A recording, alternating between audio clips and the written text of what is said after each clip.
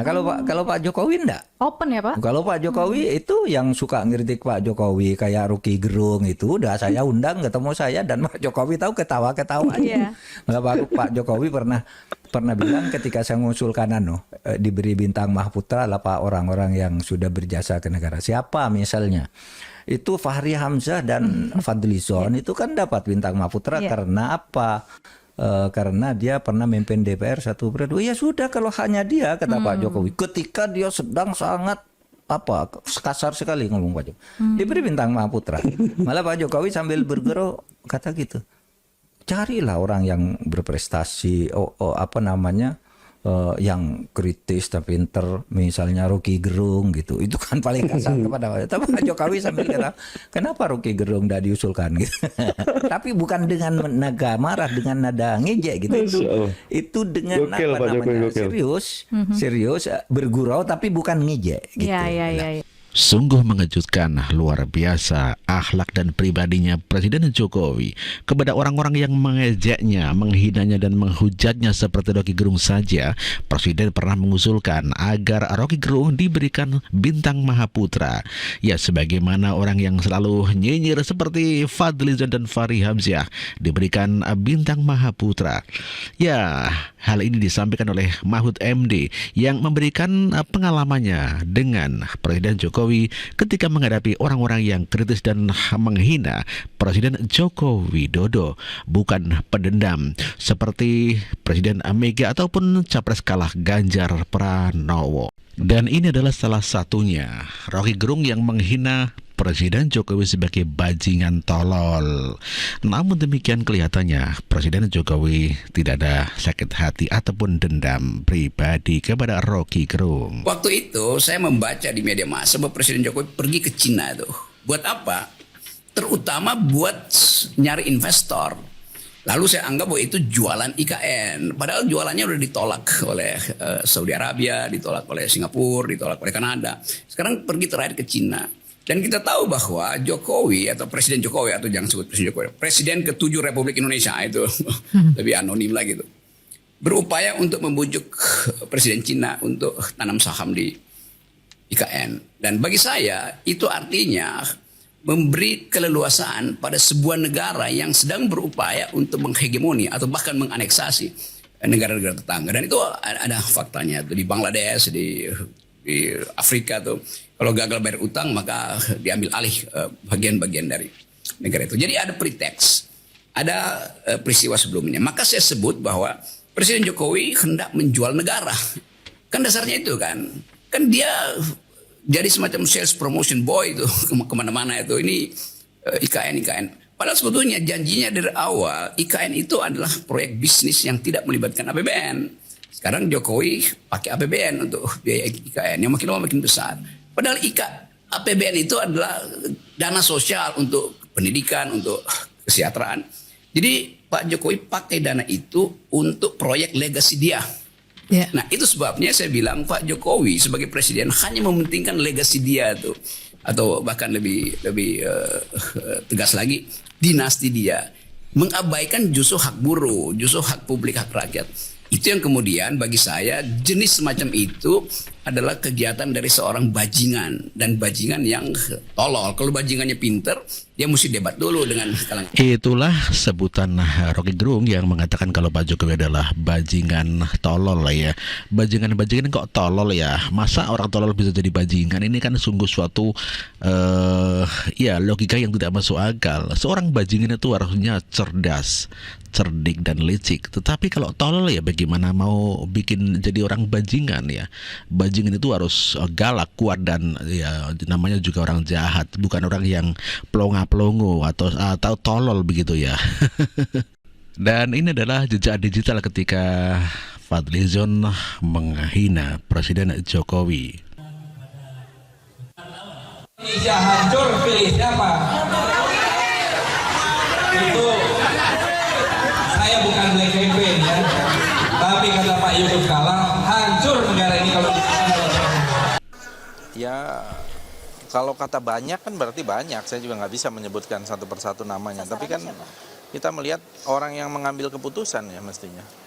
Ya di berbagai bidang, bisa di mana saja. Artinya apa yang menjadi keputusannya ketika dia menduduki posisi itu tidak amanah gitu ya, tidak sesuai dengan amanat konstitusi. Forum terbuka. Ya karena memang sudah waktunya. Kan selama 3 tahun lebih, 3,5 tahun Pak Prabowo diam karena memberi kesempatan juga kepada pemerintah kan untuk bekerja, tidak ada sedikit pun komentar-komentar yang miring gitu ya. Nah sekarang saya kira sudah waktunya untuk menyampaikan apa adanya demi kemaslahatan umat, bangsa, rakyat gitu ya, semua.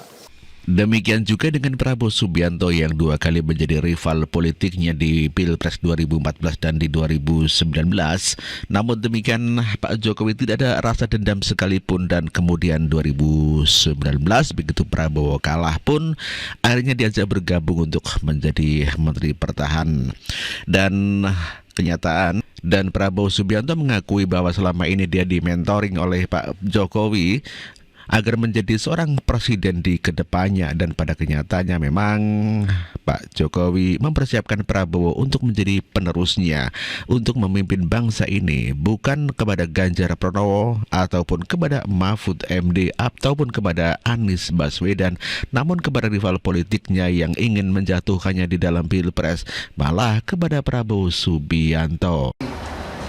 Saya terang-terangan mengatakan saya maju apabila saya direstui dan didukung oleh Pak Joko Widodo. Apa besar Pak Joko Widodo menyiapkan saya. Saudara sekalian, beliau seorang yang boleh saya katakan sangat teliti. Beliau sangat teliti. Mungkin karena itu saya kalah 2 kali sama beliau itu. Tapi saya juga tidak kalah akal. Kalau 2 kali kalah, lebih baik kita belajar dari orang yang menang. Gitu. Pernyataan terakhir Prabowo bahwa dirinya menyebut Jokowi sebagai tempat belajarnya sudah pernah diungkapkan saat masih masa kampanye. Pada momen acara ulang tahun ke-59 Partai Golkar tahun lalu, Presiden Jokowi mendapat salam hormat dari Prabowo. Kemudian dalam pidato, Prabowo menyinggung Jokowi sebagai mentor politik dan sikap kenegarawanan. Jadi sekarang Pak Jokowi, kalau saya keliling, saya juga bagi-bagi kaos Pak. Itu sekarang. Terima kasih sekali lagi Pak. Contoh kenegarawan Bapak. Saya belajar Bapak, belajar banyak dari Bapak. Meluruk tanpa polo, menang tanpa ngasorake, menang tapi tidak menyakitkan tapi mengajak. Saya berkeyakinan bahwa memang tugas pemerintah, tugas penerima kepercayaan rakyat benar-benar sungguh-sungguh harus bekerja untuk kepentingan seluruh rakyat Indonesia, untuk keselamatan seluruh bangsa Indonesia. Dengan demikian, waktu saya ditanya waktu saya mau maju atau tidak 2024 ini, saya terang-terangan mengatakan saya maju apabila saya direstui dan didukung oleh Pak Joko Widodo. Kenapa? Karena kita butuh kontinuitas. Kita butuh komitmen keberlanjutan. Hal-hal yang baik, investasi uang rakyat yang sudah demikian besar harus diamankan. Apakah semuanya sudah bagus? Tentunya tidak. Apakah perlu perbaikan? Tentunya perlu. Untuk itu saya harus sampaikan di sini betapa besar Pak Joko Widodo menyiapkan saya. Saudara-saudara sekalian, beliau seorang yang boleh saya katakan sangat teliti. Beliau sangat teliti. Mungkin karena itu saya kalah 2 kali sama beliau itu. Tapi saya juga tidak kalah akal. Kalau 2 kali kalah, lebih baik kita belajar dari orang yang menang. Gitu. Tapi sampai sekarang pun beliau memperhatikan dan saya merasa saya disiapkan benar-benar. Kemarin-kemarin saya masih dipanggil Menhan kan. Sekarang sudah lebih akrab Mas Bowo. Jadi Mas Bowo nanti harus berangkat ke sini.